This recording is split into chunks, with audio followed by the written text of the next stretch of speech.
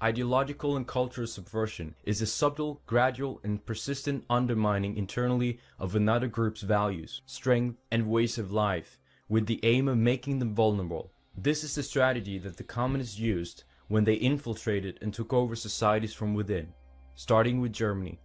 The 4 stages of subversion are demoralization, destabilization, crisis, and normalization. When the Soviets use the phrase ideological subversion, what do they mean by it?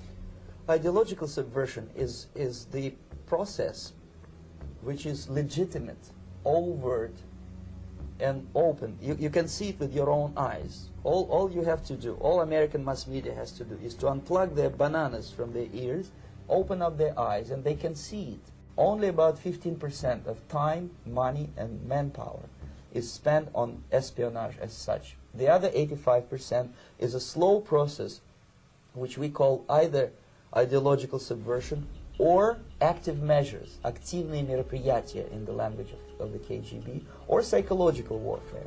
What it basically means is to change the perception of reality of every American to such an extent that despite of the abundance of information, no one is able to come to sensible conclusions in the interests of defending themselves, their families, their community, and their country.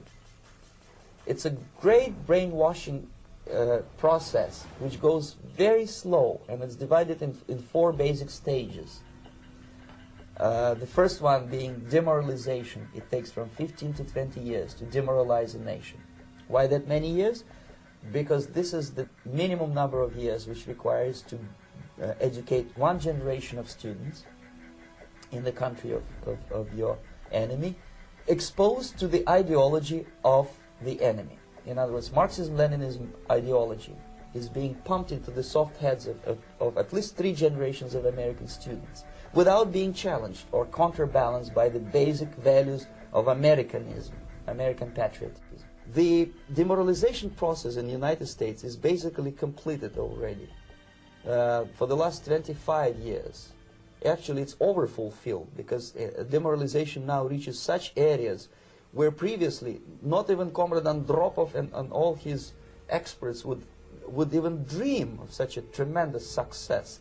Most of it is done by Americans to Americans, thanks to lack of moral standards. As I mentioned before, exposure to true information does not matter anymore. A person who was demoralized is unable to assess true information. The facts tell nothing to him.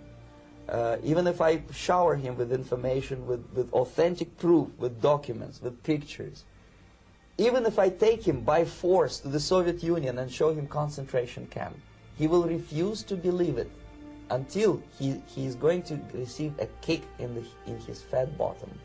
When a military boot crashes then he will understand, but not before that. That's the tragic of the situation of demoralization.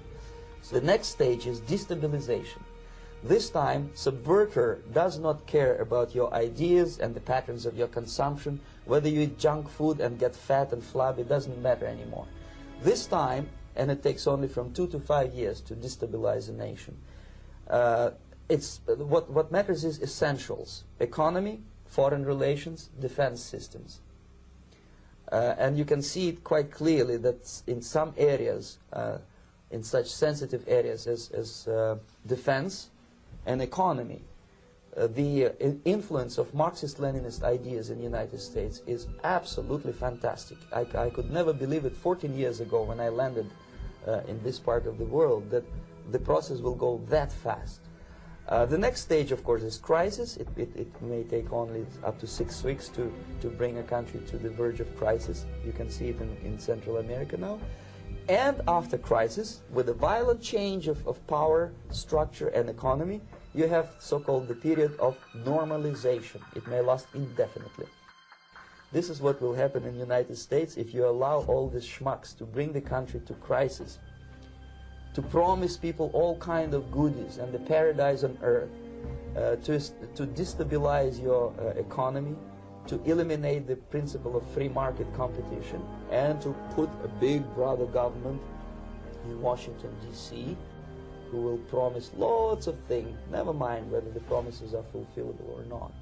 Your leftists in United States, all these professors and all these beautiful civil rights defenders, they are instrumental in the process of the subversion only to destabilize the nation. When their job is completed, they are not needed anymore. They know too much. Some of them, when they get disillusioned, when they see that Marxist-Leninists come to power, obviously they get offended. They think that they will come to power. That will never happen, of course. They will be lined up against the wall and shot.